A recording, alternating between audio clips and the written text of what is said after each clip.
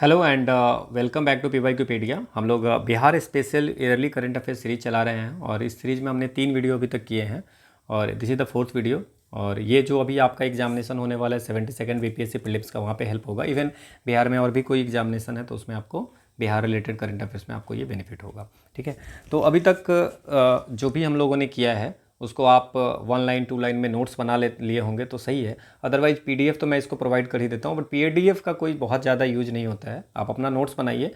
ऐसा हो कि जैसे हम 7 वीडियो की बात किए हैं, 7 वीडियोज़, तो आपके 2 से 3 पेज में ये 7 वीडियोज़ का नोट बन जाए तो वो आपको फ़ायदा करेगा। अदरवाइज़ तो आप पढ़ते जाइए, नोट्स पीडीएफ कलेक्ट करते जाइए, उससे बहुत ज़्यादा बेनिफिट नहीं होती है। ठीक है, तो ये पार्ट 4 है। चलिए हम स्टार्ट करते हैं। हमारी जितनी भी राइटअप है वो इंग्लिश में है, बट हम आपको हिंदी में एक्सप्लेन कर देते हैं सो दैट कि दोज जिनको हिंदी में ज़रूरत है वो हिंदी में नोट कर लेंगे और जिसको इंग्लिश में चाहिए उसको इंग्लिश में हो जाएगी। ठीक है, तो चलिए स्टार्ट करते हैं हम लोग। एक बिहार, हम लोगों ने semiconductor policy and biofuel policy last class में पढ़े थे।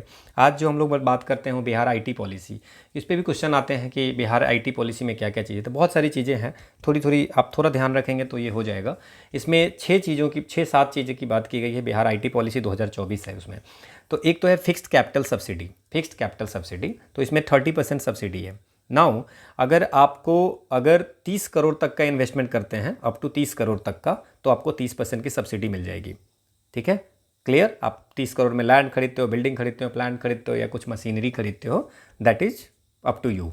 बट अगर आप 30 करोड़ तक का इन्वेस्टमेंट करते हैं तो आपको 30% की सब्सिडी मिल जाएगी। क्लियर, 30% की सब्सिडी। तो ये तो आसान हो गया सर, 30 करोड़ 30%। हाँ बिल्कुल, इतना याद रखिए। दूसरा है कि कुछ इंटरेस्ट सबवेंशन भी होगा। ठीक है, तो अब इंटरेस्ट सबवेंशन कितने पैसे का आपको छूट मिल जाएगा इंटरेस्ट में? 10% का इंटरेस्ट सबवेंशन है। मतलब कोई भी बिजनेस है वो 10% का इंटरेस्ट में छूट पा सकता है। अगर कोई लोन ले रहा है तो उसमें 10% का इंटरेस्ट सबवेंशन भी हो जाएगा। नाउ जितने का प्रोजेक्ट कॉस्ट है उसका 50% ऑफ द प्रोजेक्ट कॉस्ट और 40 करोड़ जो भी लोअर होगा उसको 5 साल तक के लिए आपको 10% का इंटरेस्ट मिलेगा। सर नहीं समझ में आया। मान लीजिए 100 करोड़ का है आपका, ठीक है, तो 100 करोड़ में कितना होगा? 50% कितना हो गया? दैट इज द 50% कितने हो गए? 50 करोड़ हो गया। लेकिन हमको मैक्सिमम लिमिट 40 करोड़ ही है। ठीक है, तो 40 करोड़ में 40 करोड़ का जो आप लोन लोगे उसका 10, उसके जो इंटरेस्ट होगे उसके 10% इंटरेस्ट का आपको छूट मिल जाएगा 5 साल के लिए। क्लियर, समझ में आया? नहीं आया? फिर से बताएं। अच्छा, मान लीजिए अगर 60 करोड़ की आपने प्रोजेक्ट की तो 60 करोड़ का 50% कितना हो गया? 30 करोड़। ठीक है, तो इस 30 करोड़ का अगर आप लोन लेंगे तो 10% का इंटरेस्ट सबवेंशन है। क्लियर। इसके बाद अगर आप लीज लेते हैं, लैंड वगैरह अगर आप कुछ लेते हो लीज पे, तो उसमें 50% की सब्सिडी है। लीज पे कितने? 50% की है। मान लीजिए कोई कंपनी अगर रेंट लेती है तो, और ये सब 5 साल के लिए, फॉर 5 ईयर्स। ठीक है, जैसे मान लीजिए कि आप कुछ स्टार्ट करना चाहते हैं तो लीज पे भी आपको, लीज या रेंटल अमाउंट जो होगा उस पर 50% सब्सिडी मिलेगा। मतलब मान लीजिए कि आपने 50 लाख का कोई ये लिया, लीज या रेंटल लिया, तो 25%। 50 लाख का लिया तो 25 लाख। ठीक है, या 50,000 रुपये आपको देने हैं या 5 लाख रुपये आपको मंथली देने हैं, सो 2.5 लाख की सब्सिडी। सो लीज रेंटल पे 50% की सब्सिडी है। देन इसमें एक चीज़ और बात है कि अगर नेक्स्ट 5 ईयर में, ये जितनी बातें हो रही है 5 साल में, जो आपकी एनर्जी बिल आएगी, ठीक है, उसका 25% आपको रीइंबर्स कर दिया जाएगा। मतलब आपकी बिल अगर 1 लाख रुपया आया तो आपको 25,000 रुपया रीइंबर्स कर दिया जाएगा। सो 25% on the energy bill. Clear. इसके बाद अगर एक चीज़ और है इसमें कि जो ईएसआई, या मान लीजिए कि अगर आपने कंपनी खोली तो आपकी एम्प्लॉय स्टेट इंश्योरेंस भी में भी आप पैसा दोगे, ईपीएफ में भी पैसा दोगे। ठीक है, तो उसमें 100% रीएम्बर्समेंट की बात की है, क्योंकि आप एम्प्लॉयमेंट जनरेट कर रहे हो तो गवर्नमेंट कहती है भाई हम दे देंगे। ठीक है, 5 साल तक पर एम्प्लॉय पर मंथ 5,000 रुपया तक की आपको एम्बर्समेंट हो जाएगा। मतलब द अमाउंट यू गिव, जैसे मान लीजिए किसी को एम्प्लॉय को आप हायर करोगे तो you have to pay the state insurance, employ state insurance, ESI में और ईपीएफ में। ठीक है, तो वो जो पैसा आप दोगे पर एम्प्लॉय में जितना भी, वो आपको सरकार रीइंबर्स कर देगी। और ये इसका कैप है 5,000 रुपया पर एम्प्लॉय। एक एम्प्लॉय पर हर मंथ में, मंथली 5,000 रुपये तक अगर आप दे रहे हो तो 5 साल तक उसका ये हो जाएगा। दूसरा है कि जो state goods and service tax है, ठीक है, वो जो भी लगेगा उसको हम 100% रिइंबर्स कर देंगे। समझ में आ गया? मैं इसको समराइज करता हूं। अच्छा, बिफोर समराइजन एक चीज और बताते हैं, और भी एक tailor made package for mega project. Now what is the tailor made package? बड़े प्रोजेक्ट्स के लिए, ठीक है ना, टेलर मेड पैकेज भी दिया गया है कि बड़ा प्रोजेक्ट जो है, मतलब ऊपर जितने इंसेंटिव्स है वो तो मिलेगा ही मिलेगा, उसके अलावा अगर आपका प्रोजेक्ट 100 करोड़ से ज्यादा है, मतलब ग्रेटर देन 100 करोड़ है, या 1000 से ज्यादा एम्प्लॉय को जनरेट करने की बात है, मान लीजिए आपकी 50 करोड़ की है प्रोजेक्ट बट 1000 एम्प्लॉय को आप रख रहे हैं, इस केस में आप आइए और बैठिए, हम आपके साथ डिजाइन करेंगे आपके लिए बाकी चीजें, मतलब ये तो आपको देंगे ही देंगे, इसके अलावा भी आपको कुछ चाहिए तो वो हम उस पर बैठ करके बात करेंगे। This is called tailor made package, मतलब पर्सनलाइज डील। अगर कंपनी का इन्वेस्टमेंट 100 करोड़ से ज्यादा कर रहा है या 1000 से ज्यादा के ये है, ठीक है, तो उसके लिए टेलर मेड पैकेज भी है। चलिए सर इसको समराइज कर दीजिए। मैंने कहा कि जितनी भी 30% सब्सिडी देंगे हम, अगर 30 करोड़ तक का, अगर सीधे 30 करोड़ तक का इन्वेस्टमेंट 30% सब्सिडी दे देंगे। अगर मान लीजिए कि आपने 30 करोड़ तक का 15 करोड़ लोन ले लिया तो हम 10% लोन के इंटरेस्ट पे सबवेंशन देंगे। अगर आपने रेंट लिया तो 50% रेंट पे भी दे देंगे। आपकी जो बिल आ रहा है उस पर भी 25% रिवर्स कर देंगे। जो आपकी अगर state goods and service tax net है उसमें भी 100% रिइंबर्समेंट कर देंगे। आप जो भी पैसा किसी एम्प्लॉय के लिए EPF ESI में दोगे, हाँ, मैक्सिमम 5000 पर मंथ पर एम्प्लॉय, तो वो भी रिइंबर्स कर देंगे। अगर आपकी कंपनी 100 करोड़ से ज़्यादा की ये करती है, इन्वेस्टमेंट करने की प्लान कर रही है, या 1000 से ज़्यादा एम्प्लॉयमेंट जनरेट करने की बात कर रही है, तो आइए बैठिए, आपके लिए हम पर्सनलाइज्ड डील भी बना देंगे। समझ में आ गया? ठीक है। अब बिहार में new and renewable energy source के प्रमोशन के लिए पॉलिसी आई थी।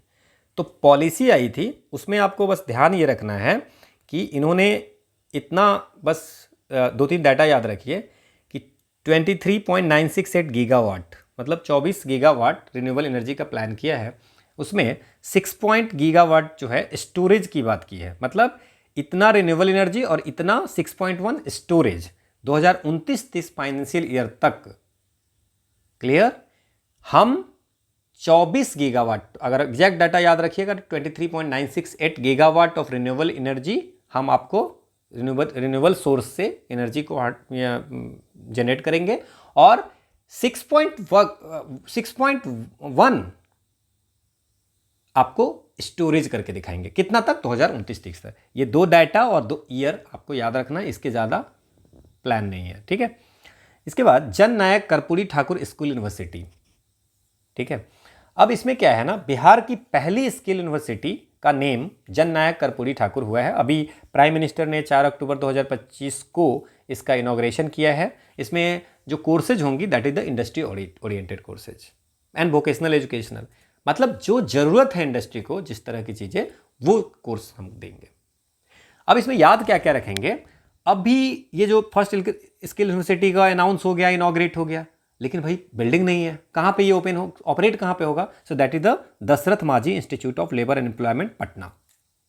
Dasharath Manjhi institute of labour and employment studies in Patna में ये तब तक फर्स्ट स्किल यूनिवर्सिटी ऑपरेट होगा। इसमें याद ये रखना है, दीपक आनंद जो secretary of the department of labour resource है, उसको यूनिवर्सिटी का पहला वाइस चांसलर नियुक्त किया गया है, और लेबर कमिश्नर जो है राजेश भारती, वो रजिस्ट्रार होंगे। क्या क्या याद रखेंगे sir?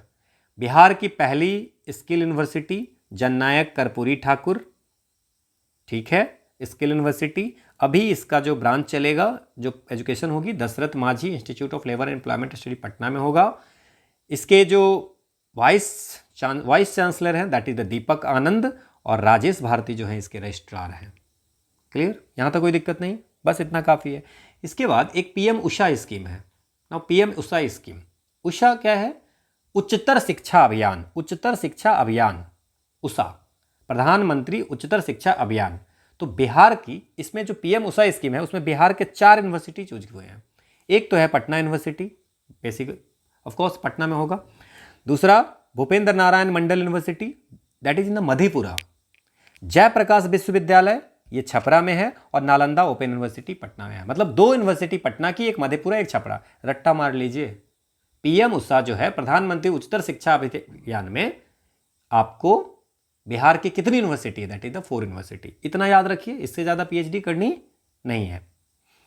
Water waste transport network के बारे में बिहार जो है प्लान कर रहा है, डेवलप भी कर रहा है कि वाटर बेस्ड ट्रांसपोर्ट होना चाहिए गंगा रिवर, गंडक रिवर में, सो दैट कि ट्रेड में फायदा होगा, टूरिज्म में फायदा होगा और कनेक्टिविटी लोगों के लिए भी होगी। ठीक है।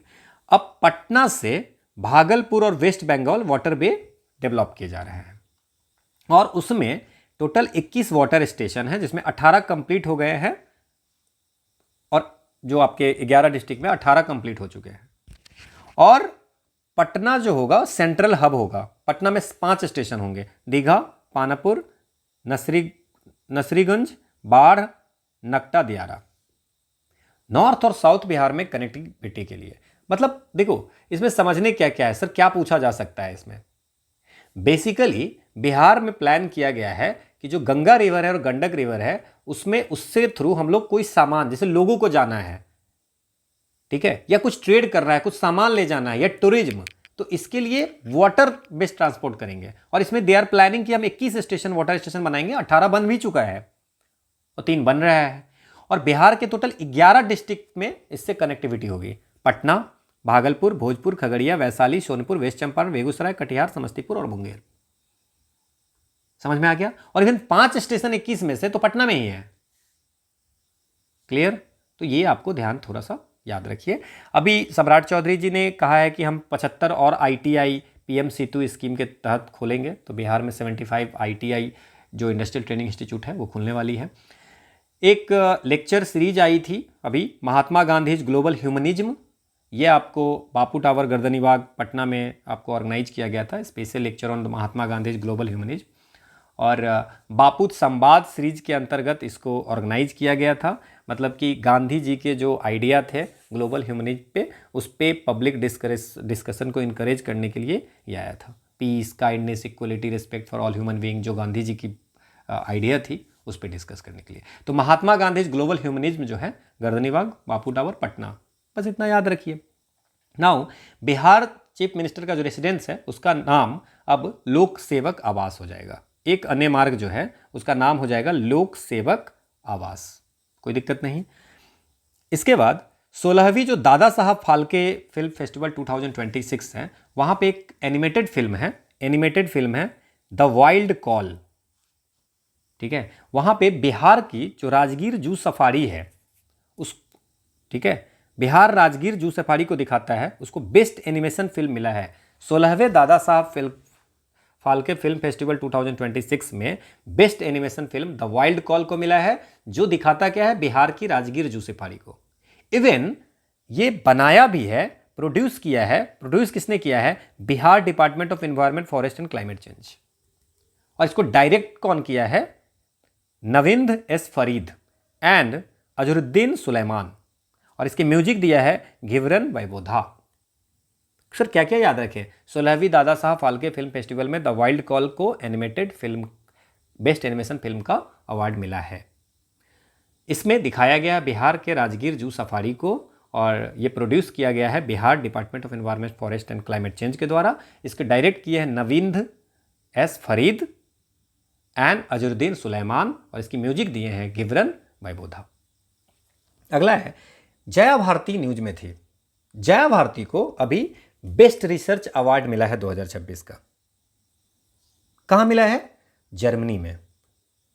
जर्मनी का बेस्ट रिसर्च अवार्ड जो मिला है वो डॉक्टर जया भारती को मिला है। किसमें, natural science and engineering category में। ये ब्रांडनबर्ग जर्मनी में ये सेरेमनी हुआ था, वहां पे जया भारती को best research award 2026 in natural science and engineering category में मिला है। ये जर्मनी के जो साइंस एंड कल्चर मिनिस्टर है उन्होंने ये अवार्ड दिया है। नाउ जया भारती क्या कर रही है, Jaya Bharati university of Potsdam Germany में अभी रिसर्च साइंटिस्ट की तरह वर्क कर रही है।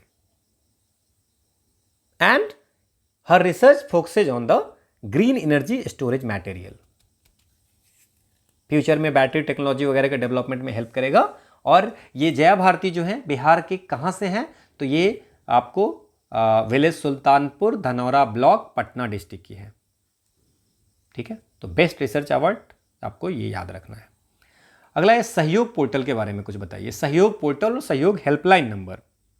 नो, बिहार के जो चीफ मिनिस्ट्री है सम्राट चौधरी, इन्होंने सहयोग पोर्टल एंड टोल फ्री सहयोग हेल्पलाइन नंबर 1100 लॉन्च किया है। सर इससे क्या होगा? पब्लिक ग्रीवांस को सॉल्व करने के लिए लॉन्च किया गया है सहयोग। ना इसमें बात किया गया है, जो सहयोग इनिशिएटिव है उसमें यह बात किया गया है कि हम सहयोग शिविर लगाएंगे, कैंप लगाएंगे, public redressal grievance redressal camp. मतलब हर पंचायत में आपको ग्रीवांस रिड्रेसल कैंप लगाया जाएगा फर्स्ट एंड थर्ड ट्यूसडे को। ये भी याद रखेंगे, हर महीने के पहला और तीसरा ट्यूसडे को आपको ये लगाया जाएंगे कि आपकी जो भी इशू है वो आप बताइए वहां पे। और 30 दिन के अंदर जितनी भी कंप्लेन वहां पे फाइल होगी उसको 30 दिन के अंदर रिजॉल्व करना है, ठीक है। और जब वो रिजॉल्व हो जाएगा तो आपको रिटन नोटिफिकेशन भी एप्लीकेंट जो कंप्लेन करेंगे उसको भेजना है। इसके बाद इसमें यह भी बात किया गया है, अगर ग्रीवांस को 25 दिन के अंदर अगर नहीं सॉल्व किया जाएगा तो सस्पेंस 31वें दिन पे सस्पेंशन हो जाएगा उस पर्टिकुलर ऑफिसर का, ऑफिशियल का, ठीक है। सीबीएसई करिकुलम में मैथिली को इंक्लूड किया गया है। मैथिली 2026-27 एकेडमिक ईयर से आपको सीबीएसई ने डिसाइड किया है कि हम मैथिली को एक स्कूल में सब्जेक्ट की तरह इंट्रोड्यूस करेंगे। मैथिली लैंग्वेज की अगर बात करें तो इनको 2003 में कॉन्स्टिट्यूशनल रिकॉग्निशन मिला था, 8th शेड्यूल में ऐड हुआ था 92वां कॉन्स्टिट्यूशनल अमेंडमेंट एक्ट 2003 से। 22 जो हमारा शेड्यूल लैंग्वेज है 8th शेड्यूल में, उसमें आपको मैथिली भी ऐड है जो 2003 में ऐड हुआ था 92वां कॉन्स्टिट्यूशनल अमेंडमेंट से। अभी सीमेंट ग्राइंडिंग प्लांट बिहार में ओपन हुआ है, तो ये कहाँ है? तो अभी अप्रूव्ड हुआ है। सो मेगा सीमेंट ग्राइंडिंग प्लांट ये मुजफ्फरपुर एंड किशनगंज, इतना याद रखेंगे तब भी आपका काम चल जाएगा, मुजफ्फरपुर एंड किशनगंज में, ठीक है। अब इसमें देखोगे अगर तो Dalmia Bharat green vision limited proposal in the Mahwal industrial area Muzaffarpur, ठीक है। एक तो डालमिया वाला खोल रहा है, उसका स्टेज 1 का क्लियरेंस हो गया। Then Ambuja concrete north private limited, ये आपको इसको सीमेंट यूनिट महवाल मुजफ्फरपुर में ही खोलने के लिए इसको भी अप्रूवल मिला है, क्लियर। और डालमिया सीमेंट लिमिटेड को ही किशनगंज में आपको स्टेज 1 क्लियरेंस मिला है। मतलब देखिए आपको बस याद ये रखना है कि अभी मेगा सीमेंट ग्राइंडिंग प्लांट्स जो होगा वो डालमिया और अंबुजा के द्वारा खोला जा रहा है मुजफ्फरपुर और किशनगंज में, डालमिया के द्वारा एंड अंबुजा के द्वारा मुजफ्फरपुर में और डालमिया के द्वारा आपको किशनगंज में, क्लियर, याद रहेगा। अगला है कि वर्ल्ड का बेस्ट साइंटिस्ट रैंकिंग अवार्ड 2026 में किसको मिला है? आईआईटी पटना के 8 फैकल्टी जिसको लीड कर रहे थे टीएन सिंह, उनके डायरेक्टर टीएन सिंह, उनको वर्ल्ड साइंटिस्ट रैंकिंग जो United state based global ranking platform research.com जो है उसमें जो है सो जो रैंकिंग होती है उसमें आईआईटी पटना के 8 फैकल्टी मेंबर का नाम है, led by the director TN Singh, ठीक है।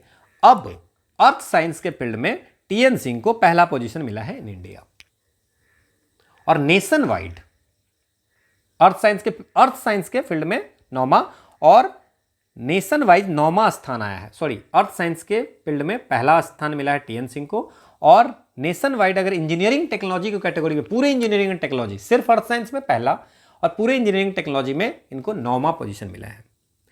मैथमेटिक्स में इंडिया में 36वां रैंक मिला है प्रतिभामय दास को, मैथमेटिक्स में प्रतिभामय दास को।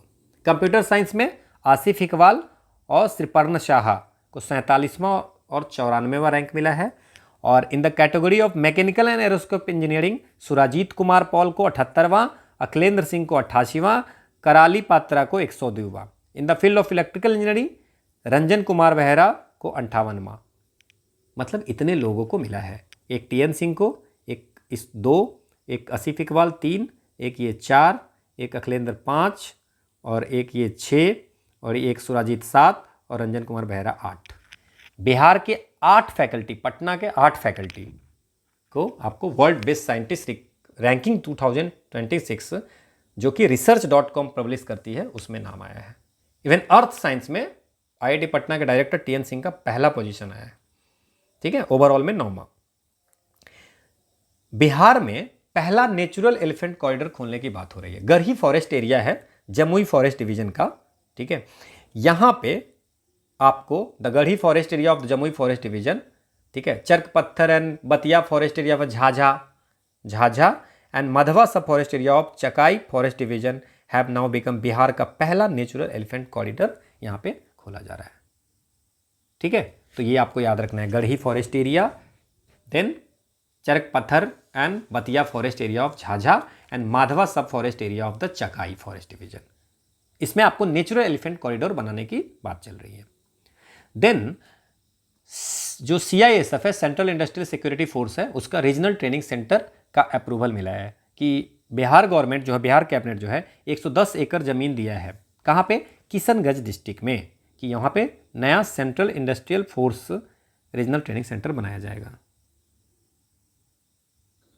तो अगर क्वेश्चन पूछा भी जाएगा तो यही पूछा जाएगा कि CISF का रीजनल सेंटर बिहार में कहाँ खोला जा रहा है, तो वो है किशनगंज। ठीक है, अगला जो हमारा क्वेश्चन है कि एक दीघा कंकरबाग जो प्रोजेक्ट है, Bihar urban infrastructure development corporation के द्वारा ये बनाया गया हुआ था, दीघा कंकरबाग प्रोजेक्ट, इसको ग्लोबल वाटर अवार्ड 2026 से सम्मानित किया गया है। ठीक है, क्यों, किस बात के लिए, ये याद रखना है, waste water project of the year. Digha Kankarbagh project बनाया किसने है, Bihar urban infrastructure development corporation limited, BUIDCO, इनको मिला है waste water project of the year. कहाँ पे, एट ग्लोबल वाटर समिट 2026। ठीक है, तो ग्लोबल वाटर समिट 2026 में ब्यूडको द्वारा बनाया गया दीघा कंकरबाग प्रोजेक्ट को waste water project of the year का अवार्ड मिला है। ठीक है, क्योंकि Digha Kankarbagh integrated waste water project जो बनाया गया था उसके इम्प्लीमेंटेशन के लिए। Now Bihar urban infrastructure development corporation क्या है, ये आपको बिहार का एक अर्बन प्लानिंग और इंफ्रास्ट्रक्चर डेवलपमेंट एजेंसी है जो बिहार गवर्नमेंट के द्वारा ओन किया जाता है। 2009 में इसकी इस्टेब्लिशमेंट हुई थी और अर्बन में जितनी भी डेवलपमेंट होती है वो इसके थ्रू होती है। और ग्लोबल वाटर समिट फिर क्या है, ग्लोबल वाटर समिट जो है ये आपको हुआ है कहाँ पे, मैड्रिड स्पेन में, आपको 18 मई से 20 मई के बीच में हुआ था। और ये ग्लोबल वाटर समिट ऑर्गेनाइज किया जाता है ग्लोबल वाटर इंटेलिजेंस के द्वारा। ठीक है, और इसका 2026 वाला जो थीम था वो भी याद रखिए, डिलीवरिंग द वाटर ट्रांजिशन। ये इसलिए इंपॉर्टेंट है कि अगर बिहार के किसी भी प्रोजेक्ट को अगर ग्लोबल वाटर अवार्ड मिला है किसी भी कैटेगरी में, तो आपको वो भी पता रखना होगा कि अब जैसे आया कि दीघा कंकरबाग प्रोजेक्ट को मिला है, ठीक है, तो किस बात के लिए मिला है, waste water project of the year के लिए। किसने बनाया, ब्यूडको ने। अब थोड़ा ब्यूडको के बारे में पढ़ लीजिए, फिर ग्लोबल वाटर समिट के बारे में पढ़ लीजिए कि कहाँ पे हुआ था, तो मैड्रिड स्पेन में हुआ था। इसकी थीम क्या थी, डिलीवरिंग द वाटर ट्रांजिशन। कौन ऑर्गेनाइज किया था, तो ग्लोबल वाटर इंटेलिजेंस। ठीक है, इंडिया का पहला AI based cyber helpline call centre Bihar में खोला गया है, इंडिया का फर्स्ट। तो ये इंपॉर्टेंट हो गया, artificial intelligence based cyber helpline call centre, ये बिहार में आपको खोला गया है। और साइबर हेल्पलाइन कितना है, 1930। इससे क्या हो गया कि आप कंप्लेन या रजिस्ट्रेशन आपका फास्ट में होगा और रिस्पॉन्स भी फास्ट में मिलेगा। ठीक है, अगला है कि NIT पटना में एक रिसर्च सेंटर खोलने की बात हो रही है। किस बात पे research centre, Indian knowledge tradition पे एक रिसर्च सेंटर खोलने की बात हो रही है। ये कहाँ पे खुलेगा, तो national institute of technology Patna में ओपन किया गया है। रिसर्च सेंटर किस बात पे, इंडियन नॉलेज सिस्टम पे, research centre on the Indian knowledge system. कहाँ पे ओपन हुआ है, NIT पटना में। इसके बाद ब्रांड बिहार इनिशिएटिव। अब जो चीफ सेक्रेटरी हैं बिहार के, उसके चीफ सेक्रेटरी प्रत्यय अमृत, उनके लीडरशिप में ये ब्रांड बिहार इनिशिएटिव लॉन्च किया गया है। नाउ ब्रांड बिहार मतलब बिहार को एज अ ब्रांड दिखाना, मतलब स्टेट की आइडेंटिटी को स्ट्रेंथन करना, इनको स्टेट का जो पब्लिक इमेज है उसको इम्प्रूव करना। ठीक है, ऐसा दिखाने से फ़ायदा क्या होगा कि ये जो हमारा स्टेट है वो आपको इन्वेस्टमेंट के लिए अच्छा प्लेस है, मतलब आप यहाँ करिए, यहाँ पे इनोवेशन, यहाँ पे अपॉर्चुनिटी अच्छी है। एंड ब्रांड बिहार इनिशिएटिव में आपको आर्टिफिशियल इंटेलिजेंस बेस्ड मॉनिटरिंग पूरी हो रही है। ठीक है ना, उससे क्या फ़ायदा होगा कि the what are the perception related to Bihar जो है, पब्लिक का सेंटिमेंट क्या है उसको भी देखना है। ठीक है, तो ये आपको ध्यान रखना है। और एक बिहार ब्रांड मेस की बात है, जो एनिमल और फिशरीज रिसोर्स डिपार्टमेंट है गवर्नमेंट ऑफ बिहार का, उन्होंने बिहार ब्रांड मेस ओपन किया है। तो बिहार ब्रांड मेस कौन ओपन किया है वो ध्यान रखना है।